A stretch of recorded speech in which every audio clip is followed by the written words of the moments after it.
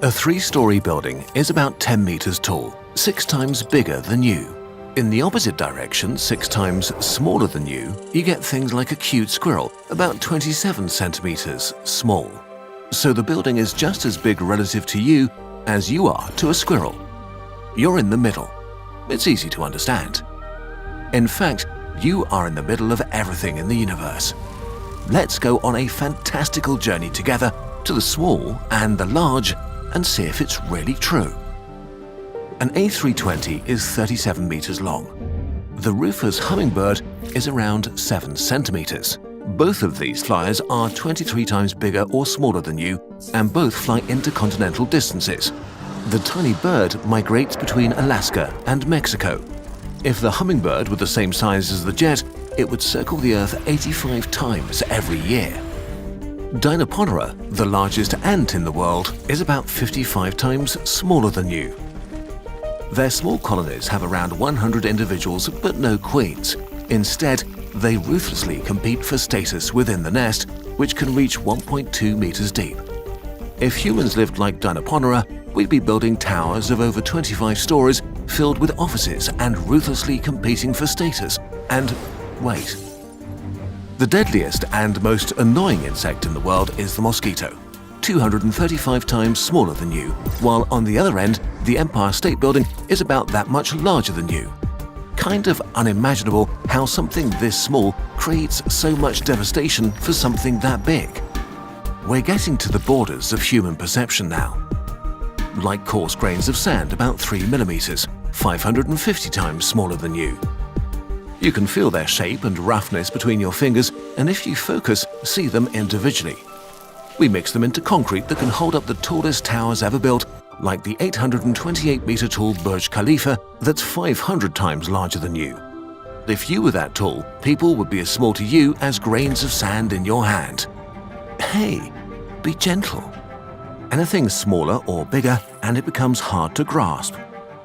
A medium-sized city like Lisbon is about 6,000 times larger than yourself and permeated by a network of highways, roads and alleys. On the other end, about 6,000 times smaller than you, are your small arteries permeating your whole body.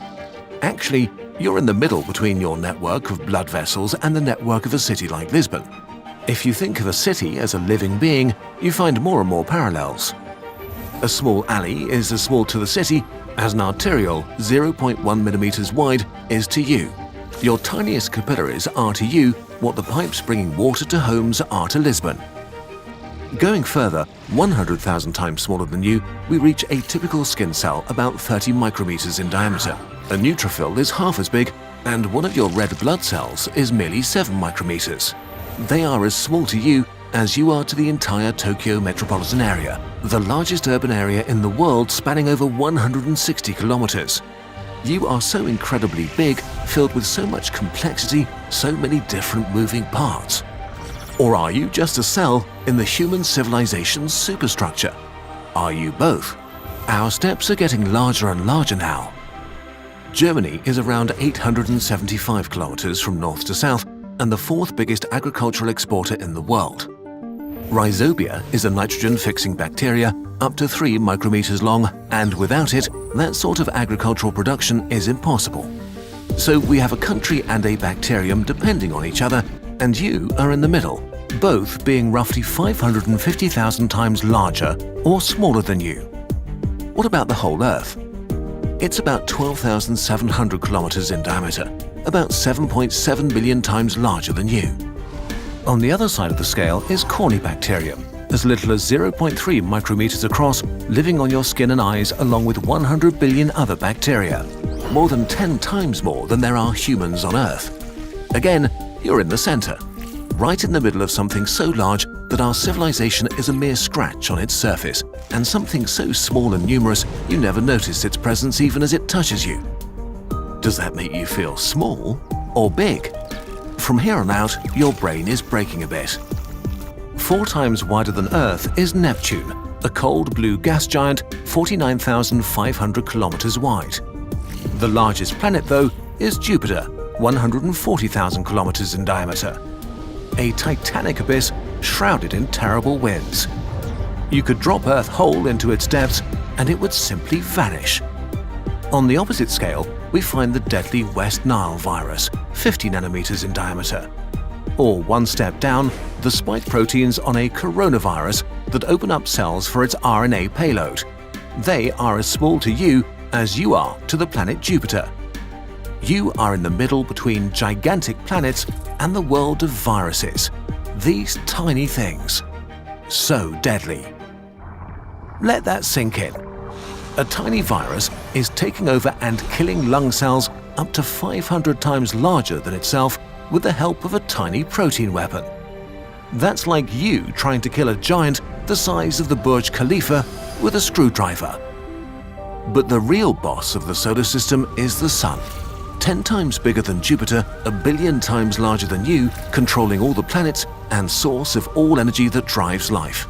A billion times smaller than you, clearly the boss of our body, is a DNA strand containing all the information making your life possible.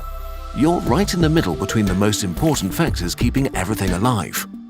From here on, things just kind of stop making sense. A billion is already too much, but now everything just seems to mean a lot. The supermassive black hole at the center of our galaxy, Sagittarius A star, is 14.5 billion times bigger than you. A hydrogen atom is 15.5 billion times smaller than you. Yeah, okay, sure. But the thing is, we're not even close to being done, and it's not impossible to get at least a sense of how these scale. The solar system is 22 trillion times larger than you. On the other end of the scale is the wavelength of low-energy neutrinos released from fusion reactions in our Sun.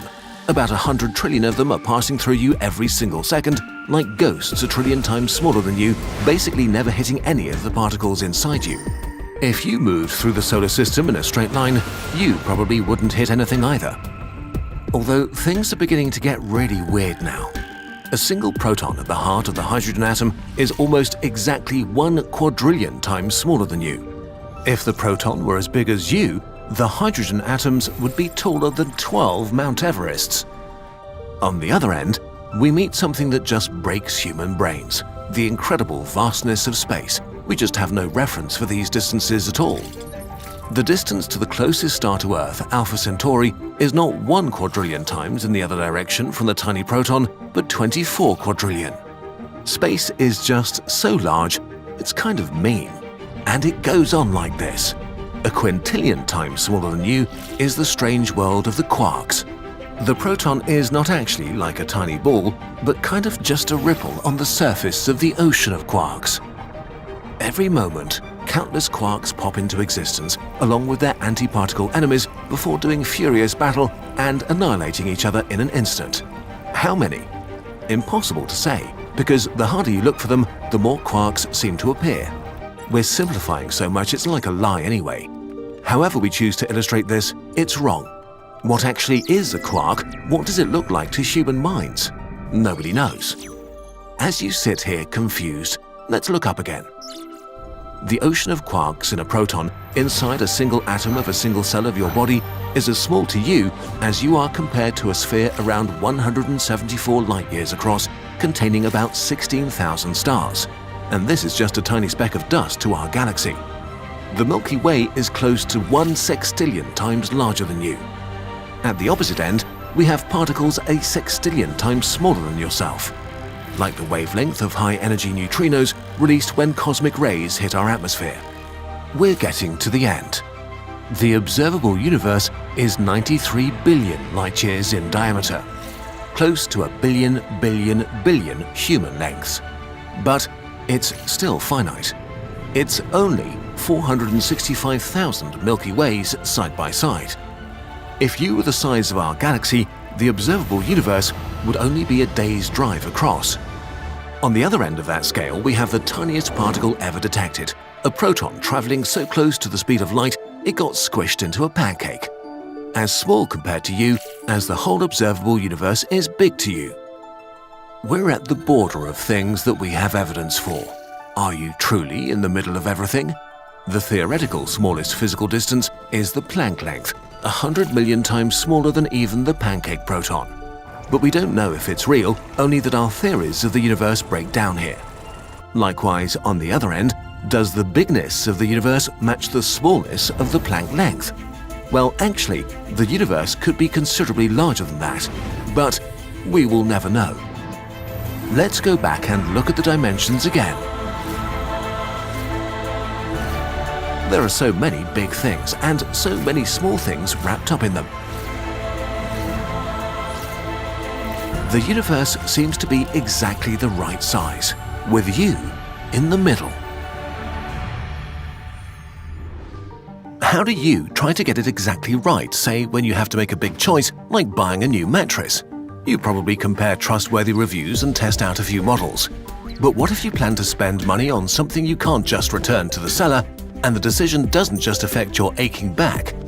GiveWell is an independent and rigorous resource for a different kind of purchase, a donation. GiveWell's mission is to let donors make informed decisions about high-impact giving. That's why they've now spent over 15 years researching charitable organizations and only direct funding to a few of the highest impact opportunities they've found in global health and poverty alleviation, and why we trust their judgment. You can find all of their research and recommendations on their site for free. Over 100,000 donors have used GiveWell to donate more than $1 billion. These donations have the potential to save over 150,000 lives and improve the lives of millions more. If you've never donated through GiveWell before, you can have your donation matched up to $100 before the end of the year or as long as matching funds last. Donations made through them are tax-deductible and GiveWell doesn't take a cut. To claim your match, go to givewell.org, pick YouTube and enter Kurzgesagt at checkout to get your donation matched.